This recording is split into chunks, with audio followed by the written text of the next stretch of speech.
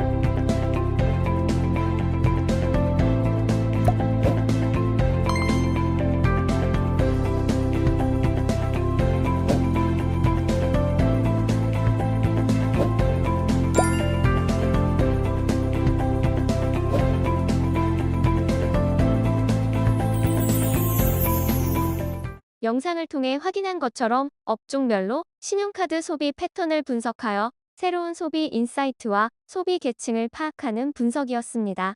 다음은 신용카드 결제 정보를 통해 확인한 변화된 외국인 관광객 소비 패턴을 분석한 것인데요. 이러한 분석은 데이터 과학이 경제적 가치 창출과 관광 산업 전략 수립에 필수적임을 보여줍니다. 이처럼 데이터 분석은 복잡한 문제를 해결하고 효과적인 의사결정을 지원하는 중요한 도구로 현대 사회에서 그 가치가 더욱 강조되고 있음을 알 수 있습니다. 이번 시간 학습 목표입니다. 분석의 목적에 적합한 데이터를 스스로 수집할 수 있다. 데이터 수집부터 분석, 결과 도출의 전 과정을 이해할 수 있다. 이번 시간에 학습할 핵심 개념입니다. 데이터 분석, K평균 군집화 알고리즘. 이번 시간에는 여행 계획을 세우는데 필수적인 여행 동선과 숙소 선택을 결정하는 과정을 데이터 분석을 통해 경험해 보도록 하겠습니다. 이때 사용되는 알고리즘은 K평균 군집화 알고리즘인데요. 먼저 K평균 군집화 알고리즘에 대해 알아보도록 하겠습니다. 군집 분석에 대해 알아보겠습니다. 장바구니 분석과 군집 분석은 모두 종속 변수가 존재하지 않는 데이터를 활용한다는 점에서 비지도 학습이라는 범주에 묶입니다. 하지만 장바구니 분석이 독립 변수 간의 관계를 파악하기 위한 방법이라면 군집 분석은 이렇게 개체 간의 관계를 파악하기 위한 방법입니다. 독립 변수의 특징을 바탕으로 비슷한 개체끼리 묶어 전체 데이터를 몇 개의 군집으로 나누는 것이죠. 그렇다면 종속 변수도 없는데 군집화는 어떤 기준으로 이루어질까요? 군집화의 기준은 유사도, 즉 데이터 간의 거리입니다. 이 거리가 가까울수록 비슷한 데이터라고 해석할 수 있는 것이죠. 군집화는 이렇게 군집 내 데이터끼리는 유사도를 최대화하고 군집 간의 유사도는 최소화하는 방향으로 진행됩니다. 이런 군집화를 사용할 수 있는 대표적인 분야가 바로 마케팅입니다. 백화점 고객들의 데이터를 활용해서 군집화를 하면 주로 구매하는 품목과 지출 금액, 고객 정보 등에 따라 여러 가지 그룹으로 군집화가 가능하게 됩니다. 예를 들어 식료품 위주로 쇼핑하는 40, 50대 주부 그룹, 명품 쇼핑을 즐겨하는 중년 남성 그룹 등으로 말이죠. 백화점에서는 이렇게 형성된 군집마다 맞춤형 마케팅을 하여 효과를 극대화할 수 있습니다. 군집판은 어떻게 군집을 형성해 나가는지에 따라 여러 알고리즘으로 나눌 수 있습니다. 이번 주제에서는 머신러닝에서 가장 많이 사용되는 K-민즈, K-평균 알고리즘에 대해서 알아보고 이를 활용하여 실습까지 진행해 보겠습니다. K-평균 군집화의 핵심은 각 군집에 중심이 있다는 것과 사전에 군집의 개수 K를 정해야 한다는 것입니다. 예를 들어 이러한 데이터가 있다고 가정해 보겠습니다. 우리가 만약 군집의 수를 2로 정했다면 두 개의 중심이 임의로 생기게 됩니다. 이 중심을 기준으로 각 데이터들의 거리를 측정하여 가까운 중심으로 초기 군집이 형성이 되죠. 그리고 난 뒤에 처음에 임의로 생긴 중심은 군집의 중앙으로 이동하게 됩니다. 이렇게 되면 중심이 이동하였으니 데이터의 일부는 거리를 세로 계산하여 초기 군집이 아닌 다른 군집에 할당이 될 것입니다. 이렇게 새로운 군집이 형성되고 다시 한번 중심은 군집의 중앙으로 이동하게 됩니다. 이러한 과정을 군집 내 데이터의 변화가 없을 때까지 반복하는 것이 K평균 군집화 알고리즘의 절차입니다. K평균 군집화 알고리즘을 사용하여 관광지를 그룹화하고 각 그룹의 중심의 숙소를 잡으면 이동 시간을 줄일 수 있을 것 같다는 생각이 드네요. 이번 프로젝트의 목표는 효율적인 동선과 숙박 장소를 찾아 여행의 질을 높이는 것입니다. 먼저 분석에 필요한 데이터 수집을 진행해 보겠습니다. 전국 관광지의 위도, 경도 데이터를 활용하여 군집화를 하고 여행 동선과 숙소 위치를 찾아내는 데이터 분석을 진행하겠습니다. 분석에 활용할 데이터는 화면에 보이는 것처럼 관광지 분류, 주소, 위도, 경도가 담긴 데이터셋입니다. 먼저 공공 데이터 포털에 접속한 후 기상청 관광 코스별 관광지 상세 날씨 조회 지점 정보를 검색합니다. 화면에 보이는 것처럼 파일 데이터의 다운로드를 클릭하여 CSV 파일을 다운받습니다. 수집한 데이터를 전처리하여 분석에 적합한 형태로 가공하는 단계인 데이터 전처리와 데이터 탐색에 대해 알아보겠습니다. 데이터 수집을 완료했으니 오렌지 3를 통해 진행해 보도록 하겠습니다. 우리가 다운받은 CSV 파일에는 여러 정보가 담겨 있는데요. 분석에 필요한 정보와 필요 없는 정보를 분류해야 합니다. 오렌지 3에서 파일 위젯 설정을 통해 롤을 설정하면 됩니다. 롤에는 피처, 타겟, 메타, 스킵 등 4가지를 설정할 수 있는데요. 피처는 분석에 사용될 주요 데이터입니다. 관광지의 위도, 경도가 여기에 속합니다. 타겟은 예측하고자 하는 목표 변수입니다. 군집화는 비지도 학습이므로 타겟은 사용되지 않습니다. 메타는 데이터의 메타 정보로 다른 정보에 대한 설명이나 추가 정보를 제공합니다. 여기서는 관광지명, 테마명을 메타로 사용하였습니다. 스킵은 분석에 사용하지 않을 변수에 대해 사용됩니다. 무시할 데이터를 선택할 때 사용합니다. 좌측의 데이터 카테고리에서 파일 위젯을 작업 공간에 두고 더블 클릭한 후 화면과 같이 데이터 속성명에 따라 롤을 설정합니다. 좌측의 데이터 카테고리에서 데이터 테이블 위젯을 작업 공간에 놓고 파일 위젯과 연결합니다. 연결된 데이터 테이블 위젯을 더블 클릭하여 데이터셋의 내용을 확인합니다. 데이터의 내용을 확인하면서 데이터셋 중 일부 내용이 이상하거나 값이 없는 항목이 없는지 확인하는 과정이 필요합니다. 현재 분석에 사용하는 데이터는 잘 정리되어 있는 데이터이기 때문에 전처리 단계에서 할 작업은 없습니다.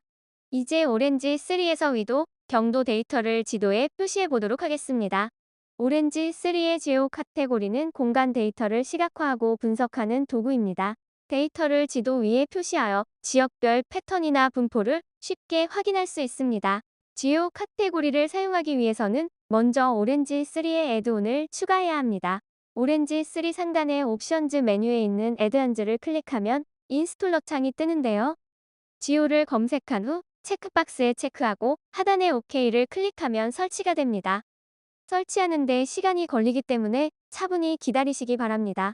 설치가 완료되면 오렌지 3를 재실행합니다.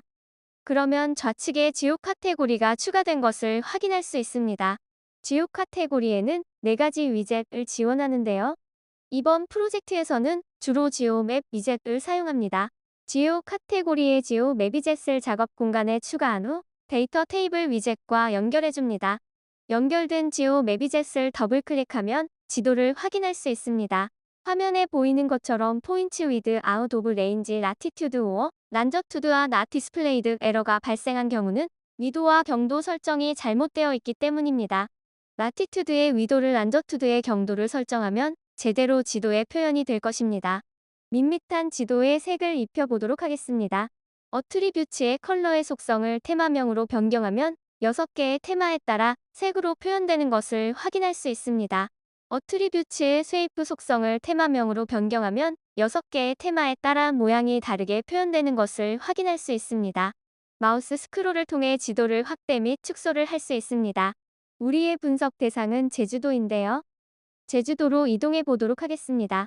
지도를 움직이기 위해서는 하단의 손 모양 아이콘을 선택한 후 지도를 움직여보면 지도가 움직이는 것을 확인할 수 있습니다. 심볼의 크기를 조정하기 위해서는 심볼 사이즈 슬라이더를 변경하면 됩니다.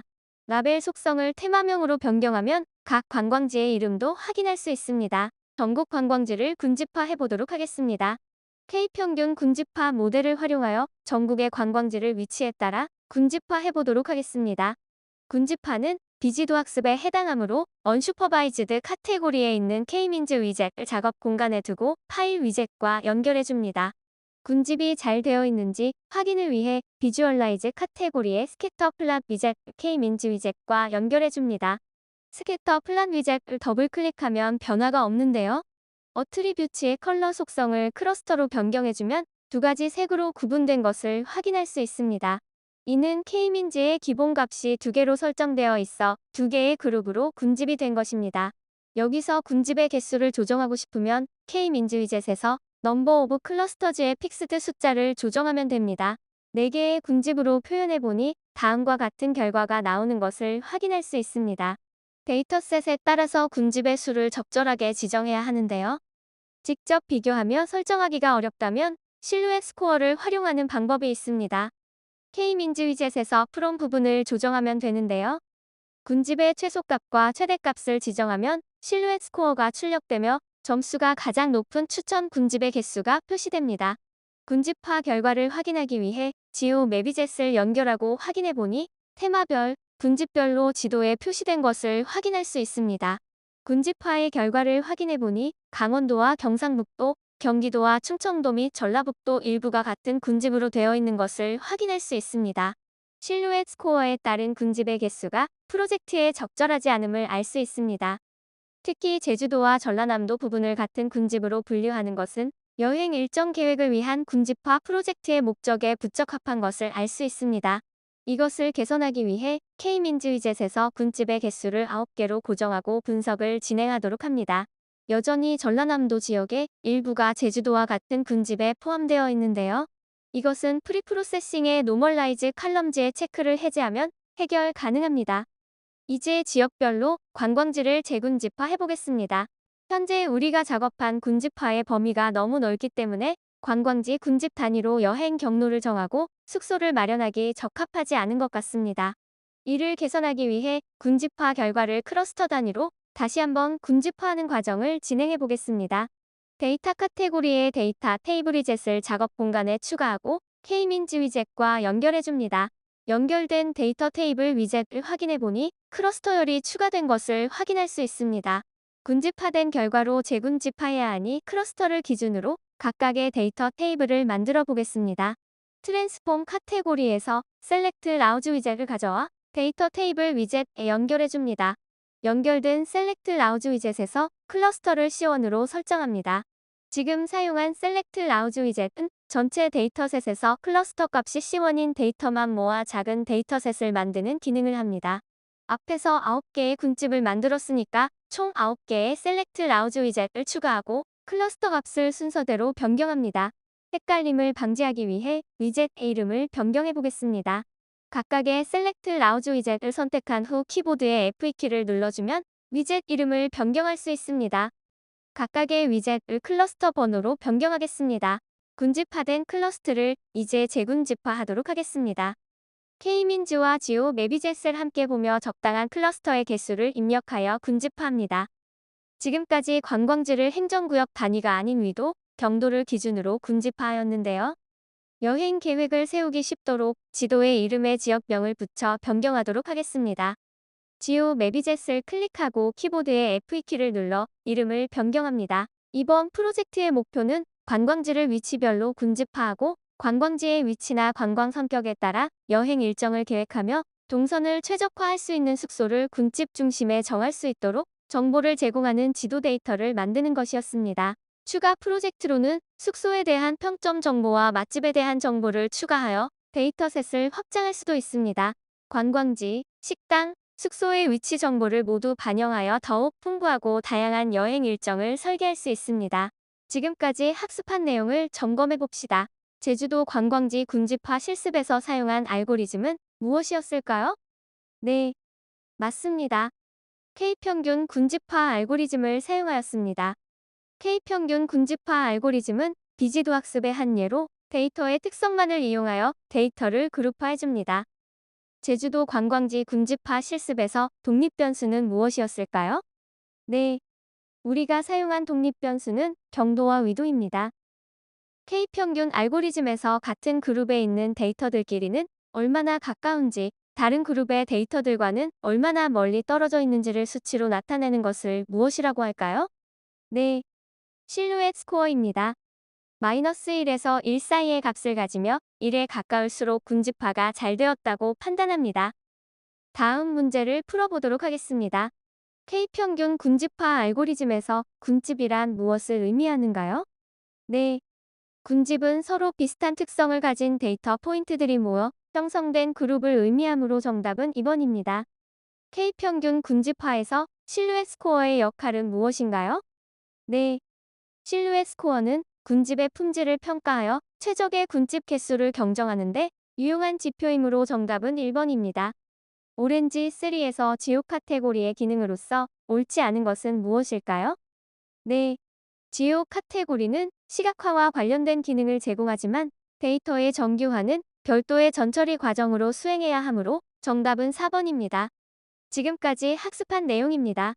공공 데이터 포털에서 관광지 데이터를 수집함으로써 데이터 과학의 기초적인 데이터 수집 방법을 이해하고 정보 검색 능력을 기를 수 있게 되었습니다.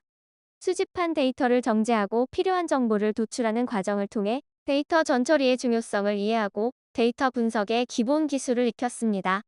오렌지 3와 같은 도구를 사용하여 K평균 군집화 알고리즘을 직접 실행함으로써 알고리즘의 작동 원리를 체험하고 비지도 학습의 개념을 이해할 수 있게 되었습니다.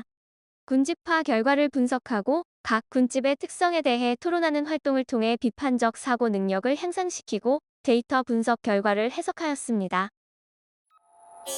지금까지 데이터 과학 프로젝트 수행하기에 대해 학습하였습니다. 수고하셨습니다.